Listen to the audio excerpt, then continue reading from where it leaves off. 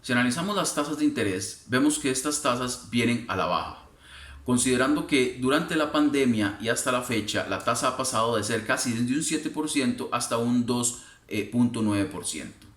Esta tasa de interés ha bajado básicamente en todos los participantes del mercado financiero.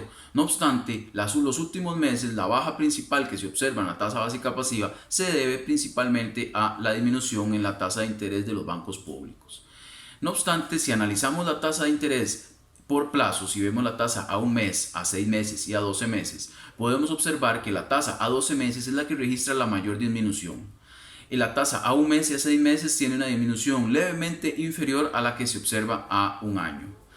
El hecho de ver que la inflación viene aumentando y que se pronostica una inflación posiblemente cercana al 3% para este año y que la actividad económica está repuntando, podría hacer que la tasa de interés ya cese esa disminución y podríamos ver un estancamiento en el orden del 3%, que es una cifra que se mantuvo en meses anteriores.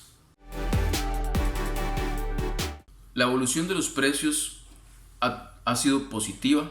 Hemos tenido durante la pandemia una tasa de inflación bastante baja, inclusive se ha disminuido el crecimiento en los precios y ha sido negativo en algunos periodos durante la pandemia. No obstante, en este momento se registra una tasa de inflación al mes de septiembre de 2,09%.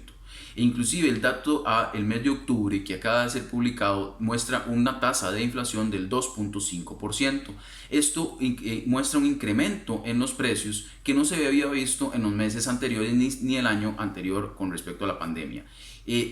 ¿A qué se debe esto? Existen varios factores. Un factor importante son las presiones de demanda. Se observa que ya existe una mayor demanda, existe una mayor movilidad de las personas y el comercio ha registrado un incremento en su actividad económica. Entonces, al existir esto, se ve que podría darse un aumento en los precios. Además, vemos que el precio del combustible ha sido uno de los detonantes de este incremento en los precios. Más del 60% del aumento que estamos observando en la inflación se debe a el incremento en el precio de la gasolina. Ahora bien, por otro lado tenemos que el precio de la electricidad ha venido disminuyendo y ha mantenido un aporte negativo al crecimiento en los precios, lo cual es favorable. Ahora bien, otro factor importante que afecta el crecimiento de los precios ha sido el tipo de cambio. En el momento en que el tipo de cambio comienza este periodo de devaluación un poco más importante, se empiezan a registrar incrementos en los precios, lo cual va a presionar la inflación para finales de este año, rondando el 3%, que se encuentra completamente dentro del rango meta del Banco Central del 2 a un 4%. Ahora bien, existe un factor importante con respecto a los costos. Durante la pandemia se da un incremento en los costos que generalmente no es trasladado a los consumidores porque existe una baja de actividad económica. Pero en este momento, conforme vaya reactivándose la economía y vamos generando mayor actividad económica para finales de año e inicios del 2021, es probable que algunos de estos incrementos en costos ya sean trasladados a los precios y entonces podamos ver no solo un efecto cambiario y un efecto de presiones de demanda, sino que también podríamos ver un incremento en los costos que ya es trasladado a los precios en el mediano plazo. Con respecto al sector externo, se observa que durante la pandemia se ha dado una importante disminución en las exportaciones de servicios, especialmente enfocado en las exportaciones de turismo. Los ingresos de divisas por turismo durante la pandemia se reducen en 2,5 mil millones de dólares, una cifra sumamente elevada y es producto de los cierres de las fronteras y los impedimentos para las actividades productivas relacionadas a dicho sector.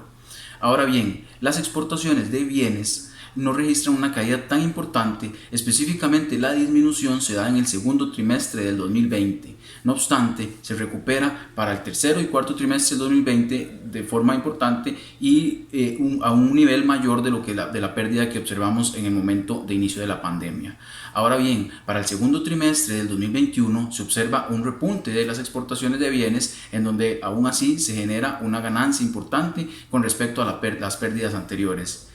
En el caso de las exportaciones de servicios, se observa ya un ingreso de turistas, se observa ya un ingreso en el monto de divisas por turismo y se observa que en el caso de las exportaciones de servicios tenemos el primer valor positivo desde el inicio de la pandemia.